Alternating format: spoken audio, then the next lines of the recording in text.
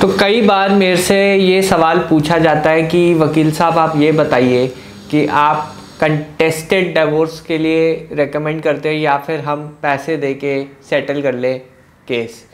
देखिए, contested divorce में क्या प्रॉब्लम आती है ये मैं आज डिस्कस करने वाला हूँ इस वीडियो में। कोर्ट ने हस्बैंड के फेवर में फ़ैसला दिया और उसके बाद क्या हुआ आप ये देखिए। मैडम खत्म करो।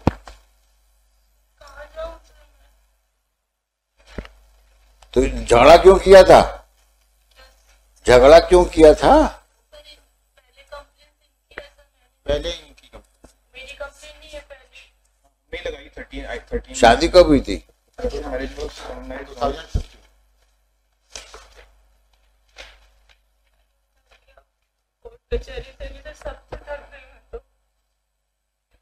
11/6/2015 marriage was solemnized. 11 June 2015. And right now she harassing the respondent. तुम तो 7 साल हो गए और कब से अलग रह रहे हो? 11 महीने में तो केस हो गया। 11 महीने केस हो गया? क्योंकि वो शुरू से कहते थे शादी हुई उसके दूसरे दिन ही बोल दिया था अपने घर जाओ। मैं नहीं आई तो मेरी कंप्लेंट कर दी और डिग्री भी हो गई। एक्स पार्टी हुई क्या? No, Lordship, both the parties appeared. She filed an application under Section 9 of HMA, and I filed under Section 13 of HMA. Her Section 9 application was dismissed, and my Section 13 application was allowed by the trial court. Both the parties were present before the trial court. Thereafter, in presence of both the parties, the final order was passed. So, Lordship, may kindly hear the case finally, Lordship, because otherwise, she is not ready for compromise. She is not ready. She is not ready for compromise because she wants to live with you. Next time maybe. Because previously also I was ready with the cash. अरे भाई cash तो ठीक है, वो तो कह रही है साथ रहने का, तो वो रखने को तैयार नहीं है आपको। शादी करी, नाम छुड़ाया बस शादी का। पहले मारा पीटा भगाया, इस सबसे मैं नहीं मानी तो मेरी कंप्लेंट कर दी। कैसे नहीं तो ऐसे तो भागेगी। मैंने सब सारे प्रयास कर लिए। आप कहाँ रहती हो? शुक्री। कहाँ रहती? शिवपुरी। और ये कहाँ रहते हैं? गुना। You are also residing in Shipri also. तो भैया शादी क्यों बनाई थी? On the ground of cruelty I filed this application. 2 महीने में क्रूरल्टी हो गई? शरारत है ना भैया। तो आप शादी नहीं बनाते, जब बनाई थी तो रहना चाहिए था। वाइफ पहुंच सकती है अपील में और अपील में वाइफ और हस्बैंड को बुलाया जा सकता है। वाइफ से पूछा जाता है कि आपने झगड़ा क्यों किया था। उसके बाद क्या होता है ये देखिए। An application under Section 9 of HMA, and I filed under Section 13 of HMA.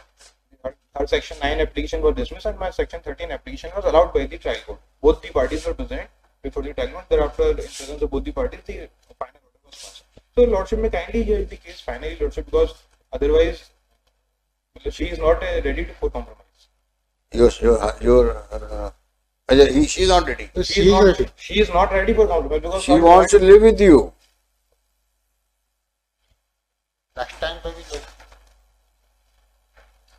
Because previously also I was ready with the cash. अरे भाई कैश तो ठीक है, वो तो कह रही है साथ रहने का, तो वो रखने को तैयार नहीं है आपको। शादी करी, नाम छुड़ाया बस शादी का। पहले मारा पीटा भगाया, इस सबसे मैं नहीं मानी तो मेरी कंप्लेंट कर दी। कैसे नहीं तो ऐसे तो भागेगी। मैंने सब सारे प्रयास कर लिए। आप कहाँ रहती हो? शुक्री।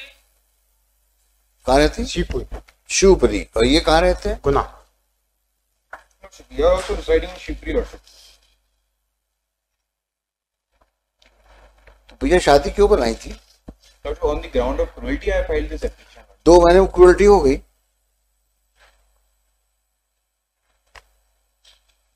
शरारत है ना भैया। तो आप शादी नहीं बनाते, जब बनाई थी तो रहना चाहिए था। 11 महीने भी नहीं रह पाए साथ में और केस लगा दिया। केस कब लगाया? On 24th August 2016 बताओ, एक साल भी साथ नहीं रहे। इस बीच में भी सर मायके लेने नहीं आते थे। She was very cruel, lordship. अरे what cruel, talking nonsense, what cruelty. देखिए एक चीज बताओ, कोई गलती नहीं है, गलती होती तो मैं छोड़ देती, सोचती ठीक है कोई दिक्कत नहीं, दोनों परिवार बर्बाद हो रहे हैं, लेकिन बिना गलती के मुझ पे शादी का कलंक लगा के मेरा यूज करके मुझे छोड़ दिया। और क्रूएल्टी प्रूव भी हो गई। क्या क्रूएल्टी किया? वही केस माँ को मारा, झूठा केस लगाया भगाने के लिए। इन्होंने इनकी माँ के साथ क्रूरटी की। सर, रही एक इंस्टेंस को क्रूएल्टी मान लिया। हाँ सर, मैं वो- एक घटना को क्रूएल्टी हो गई। वो पढ़ा है दस्ताने भर से दस्ताने, व्हाट इज क्रूएल्टी। एक साल साथ नहीं रहे, जानते भी नहीं हो दूसरे को। 3 महीने साथ नहीं रहे, लेने ही नहीं आते थे, नंबर ब्लैक लिस्ट में, पता नहीं किस दबाव में आके शादी की। Both the parties may be directed to present क्या मतलब हुआ? सही बात है, तो वो बच्ची उसकी जिंदगी तो खराब हो गई ना। तुमने शादी बना ली, अब वो अब कहाँ जाएगी? अब वो आप बताओ मेरे को, आप खुद सोचो, एक साल भी साथ नहीं रहे और दुनिया भर के एलिगेशंस लगा दिए उसके ऊपर। और सर 7 साल में मैं 7,000 कोशिश कर चुकी, सबके पैर तक छू लिए, लेकिन नहीं करना शादी, क्योंकि किसी और से शादी करना है, किसी और को रखना है। वही तो गलत बात है ना, ऐसा नहीं करना चाहिए। हाँ भाई, 4-5 साल से सफर कर रहे हो, समझ में आता है। कोर्ट का क्या कहना था? देखिए, कोर्ट की हमेशा कोशिश रहती है कि रिश्ता जो है बच जाए और डिवोर्स ना हो। चाहे आप डिवोर्स का केस नीचे जीत भी गए हैं, वाइफ पहुंच सकती है अपील में हाई कोर्ट में, और हाई कोर्ट ऐसे आपकी अपील जो है वाइफ की, वो उसके फेवर में ऐसे डिसाइड कर सकता है। अगर आपकी शादी में ज़्यादा टाइम हुआ नहीं है, 1 साल का भी नहीं टाइम हुआ, और बहुत जल्दी फैमिली कोर्ट ने ये फैसला दे दिया डिवोर्स का, तो ऊपर वाला कोर्ट हमेशा इस ग्राउंड पे चैलेंज कर सकता है कि आप पे जो है क्रूअल्टी नहीं हुई है, इतने कम टाइम पे क्रूअल्टी नहीं हुई है। दास्ताने वर्सेस दास्ताने में सिंगल इंसिडेंट पे डिवोर्स नहीं मिलता है, और यहाँ पे एक इंसिडेंट अगर वाइफ ने प्रूव कर भी दिया तब भी डिक्री सेट असाइड हो सकती है। तो ये जो है, आप ये क्लिप देखिए, आपको पता चल जाएगा। पहले शादी किया, 3 महीने साथ में रहे, 1 साल से कम के पीरियड में केस लगा दिया क्रूएल्टी का, और आपकी माँ कह रही है कि तुम दोनों साथ में रहो। आपकी माँ कह रही है, लेकिन आपने शादी को मजाक बना लिया। अब किया है तो निभाओ। सर, हमारा पैसा रख लिया, हमारे पापा ने क्षमता से ज्यादा दिए, छोटे छोटे मेरे बहन भाई। नहीं, पैसा कौड़ी अपनी जगह पे जो है, सो अपनी जगह है वो, लेकिन किसी का जीवन क्यों खराब करना भाई? नहीं करना चाहिए था भाई, ना करते शादी। और जब किया है तो निभाओ फिर, क्योंकि ये जो कंडक्ट आपको दिख रहा है हमको, 1 साल हुए नहीं वहां पे केस लगा दिया,